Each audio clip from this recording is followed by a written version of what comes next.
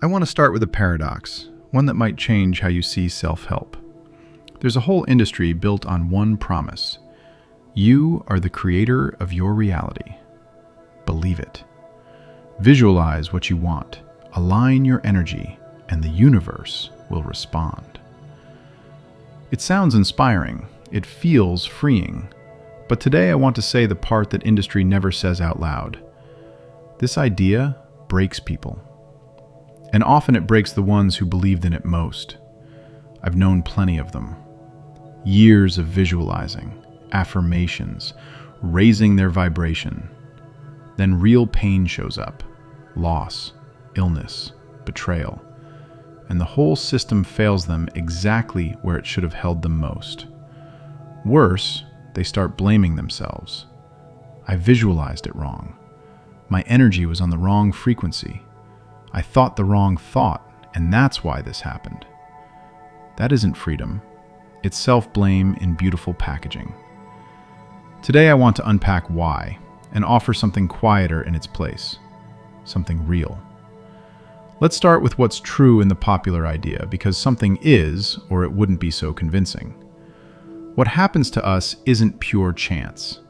How we think and feel and react does shape our lives. People who live in fear meet a different set of circumstances than people who live in gratitude. People who are closed off miss the openings others see. That's real, and arguing with it is foolish. But people stretch that truth too far. You influence your life is true. You create your reality is not. Between those two is a canyon, and millions fall into it. Here's why creator of your reality is a trap. If I'm the creator, everything that happens to me is my responsibility. All of it. Got sick? You thought wrong. Lost your job? You failed to align with abundance. The person you loved left? You didn't visualize love correctly. Someone you loved died? Then what? Here, nobody answers. See the problem? The idea works while things go well. When life follows the plan, it feels good to think you made it happen. But the moment real catastrophe hits, it collapses. Because you're left with two options. Admit you did this to yourself, which is unbearable, or admit the idea was false all along. And the cruelest part? It robs you of the one thing you need most in hard times. The ability to say, this is not my fault. It simply happened to me. Often, that's the healthiest thing a person can say. There's an opposite extreme, just as false. Nothing I do matters. It's all circumstance. I'll just drag along whatever I'm handed. Just as untrue and just as destructive, because it hands off all responsibility for your own path and makes you a plaything of chance. The truth sits between them. You are not the creator of your reality, but you take part in it. You work alongside something larger than yourself, carrying a design that's bigger than you are, a different position, less loud, but real. Here's what that means in practice. You don't create your reality, but you create yourself within it. What kind of person you'll be when life comes at you, that's your choice. You don't control what happens, but you control the heart you meet it with. You don't tune the universe to your frequency, but your inner state, your faith, your trust, your gratitude, really does shape your life. Not by magic, because you become someone through whom something greater can work. That's the distinction. You don't create the reality. You create the person through whom the creator can act in it. A different kind of responsibility, humbler and deeper at the same time. Friends, a quick pause. If this is resonating with you, please give the video a like. I know it's awkward to keep asking, but it genuinely helps the channel. Thank you. Now, where do you get the strength to live? That's not a rhetorical question. You can lean on willpower, discipline, the conviction that I can handle this. It works for a while, especially with a strong character and good health. But sooner or later it runs out, because human willpower, however strong, has limits. And real trials, they come for everyone, usually run past them. I've watched people build discipline and toughness for years and then fall, not for lack of trying, because they ran into something bigger than they were. And here's what I've noticed in the ones who went through something brutal and came out unbroken. Their foundation wasn't inside themselves. It was something larger. Call it what you want. Trust in the Creator, faith in a higher design, the sense that life is backed by a meaning that doesn't wait on your understanding it. It didn't make them weaker. It made them freer. They didn't have to control everything, or manage their energy, or force themselves to believe they'd produce it all alone. One thing was enough: trust. That the one who made them won't abandon them. That even the heaviest things carry meaning. That you don't need an answer to every why. You just stay faithful and keep walking. Let me give you an image. Picture a man caught in a storm at sea. A boat, oars, some skill. He rows with everything he has. He fights the waves. Sometimes he wins, sometimes he goes under. Every storm is a fight at the edge of his strength. Alone, against the sea, with no direction but survive somehow. Now another man. Same boat, same oars, same storms. But he knows someone is on the shore, watching the sea, seeing the storms before they hit, who won't leave him out there, who's waiting for him.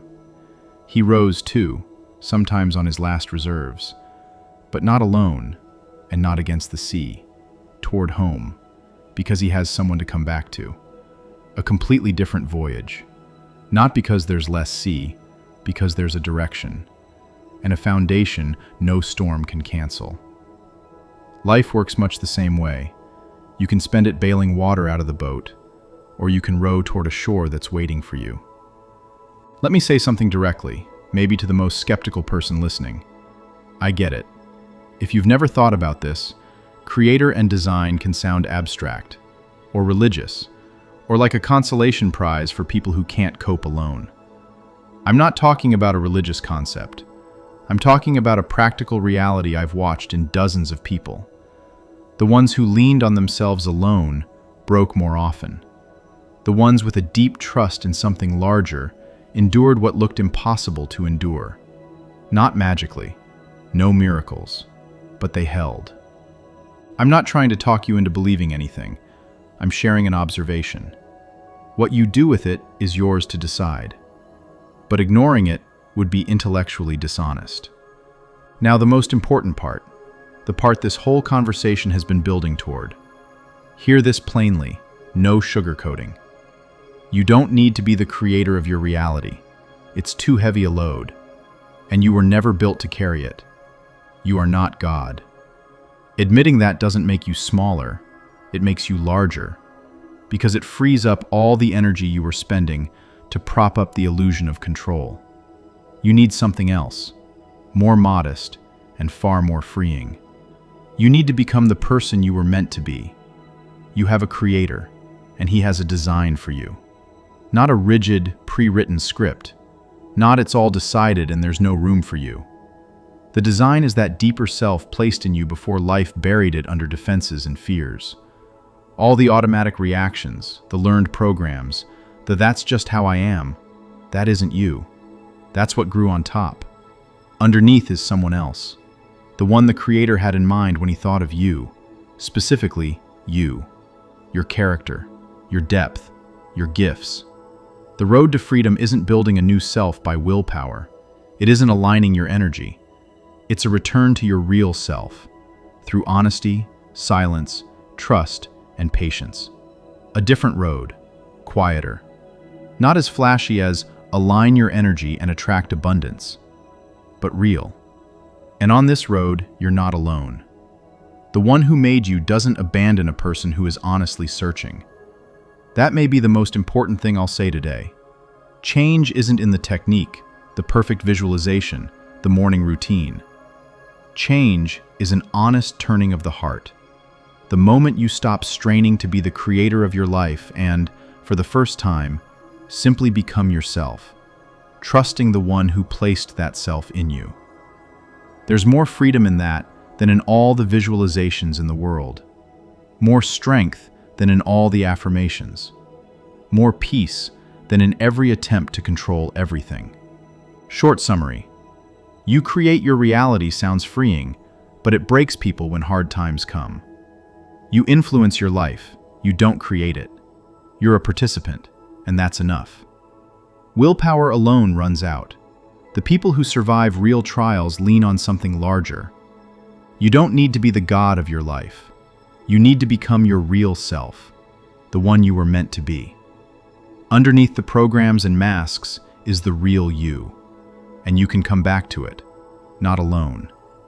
If this video helped you, I'd be grateful for a like.